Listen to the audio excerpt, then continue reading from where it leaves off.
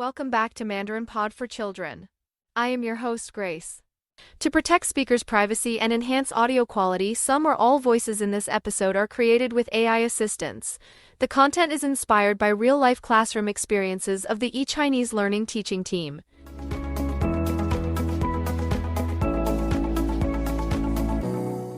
In our first two episodes, we talked about two important strategies: celebrating small wins and building consistent routines. Today, we're diving into another powerful approach that can make a huge difference, especially for parents who don't speak Chinese: smart use of technology and finding a supportive community. And I'm thrilled to have Mark back with us. Mark is a parent who's been walking this path with his daughter Lily, and he has so much real-world experience to share. Welcome back, Mark. Hi, Grace. Thanks for having me again. This topic is super close to my heart because without technology and community, I don't know where we'd be. You're absolutely right. Technology today offers so many new possibilities, even for families who don't speak the language at home. Mark, could you start by sharing some of the ways you've used technology to support Lily's learning? Sure. Early on, I realized that we couldn't rely on just books or flashcards, especially since my wife and I don't speak Chinese ourselves. We started exploring apps designed for young learners. Some of them are very playful, matching games, songs, simple quizzes. Lily immediately took to them because they didn't feel like work. She was just having fun. That's such a great point. When learning feels like a game instead of a chore, kids naturally stay more engaged. Were there any types of apps that worked better for Lily than others? Definitely. Apps that were highly interactive kept her attention much longer. The ones that made her tab, drag, match pictures to sounds, those really clicked with her. I love that distinction. Active engagement matters so much more than passive exposure when it comes to building real skills. And for families listening, when choosing apps, look for ones that encourage kids to touch, say, match, or repeat, not just watch videos passively. Did you also explore other types of digital resources beyond apps? Yes.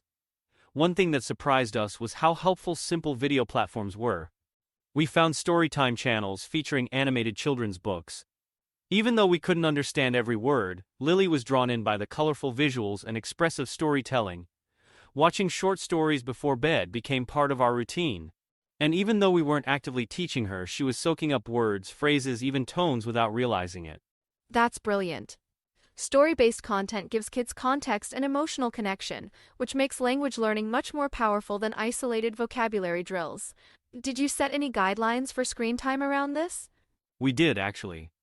We decided early on that screen time for language learning would be limited to about 15 to 20 minutes at a time. We wanted it to stay fun, not feel like a marathon. Also, we often sit with her while she watches. We might not understand the words, but we point to the pictures, react to the story, and ask her simple questions like, "What do you think is happening?" That way it's more interactive. That's a fantastic strategy. Parents often underestimate the power of simply being present.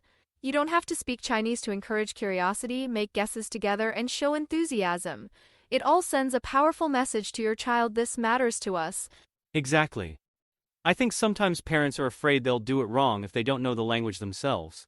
But honestly, kids aren't judging your pronunciation or knowledge, they just see that you care. I couldn't agree more. Now, beyond technology, another big factor in keeping kids motivated is having a community around them. Mark, how did you go about finding a community for Lily? At first, it felt overwhelming. We didn't know anyone else personally who was learning Chinese. But after a little searching online, we found a weekend playgroup about 20 minutes from our home. It wasn't a formal class, it was more like a gathering where bilingual volunteers led kids in songs, crafts, and simple activities. It was low pressure and focused on fun. Lily loved it immediately because it wasn't just about sitting and listening, it was social and playful. That's such a valuable find. When kids see other kids speaking or learning Chinese, it normalizes the experience. It's not just something my parents make me do, it becomes part of their world. Did you also find support for yourself as a parent through this group? Absolutely. We met other parents who were in the exact same situation, non-Chinese speaking parents raising kids who were learning Chinese. We swapped tips about apps, shared favorite songs or videos, even vented on tough days. It made the journey feel a lot less lonely. That's huge. Community isn't just for the kids, it's for parents too. And for those listening, if there isn't a group near you, don't hesitate to start small. You don't need a huge event. Even gathering 2 or 3 families for story time at a park once a month can make a difference. Or you can find online groups and virtual communities. There are wonderful forums and online meetups these days. Exactly. It doesn't have to be complicated. The important thing is not feeling like you're doing this alone. Having a community gives you energy on the hard days and fresh ideas when you feel stuck. So well said. Now, if you had to share your biggest lesson from combining technology and community to support Lily's Chinese learning, what would it be? I'd say use technology to make exposure easy and playful, but remember that human connection is what keeps kids emotionally invested. Apps and videos can build skills, but relationships with parents, with peers, with supportive adults are what make the journey joyful and sustainable. Beautifully put. Thank you so much, Mark, for sharing all these practical insights with us. Let's make a summary of what parents can do to help kids persist in learning Mandarin. First, use technology intentionally. Look for interactive apps and story-based videos that invite kids to engage actively. Second, keep sessions short and sweet. Aim for quality, not quantity. Third, be present. Sit with your child, ask questions, react with curiosity even if you don't understand the language yourself. Last, find your community.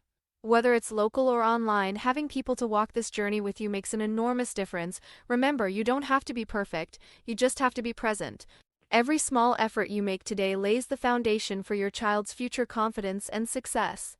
Thank you for joining us today on Mandarin Pod for Children. We'll see you next time with more ideas, encouragement, and real-world strategies to help your child thrive on their Chinese learning adventure.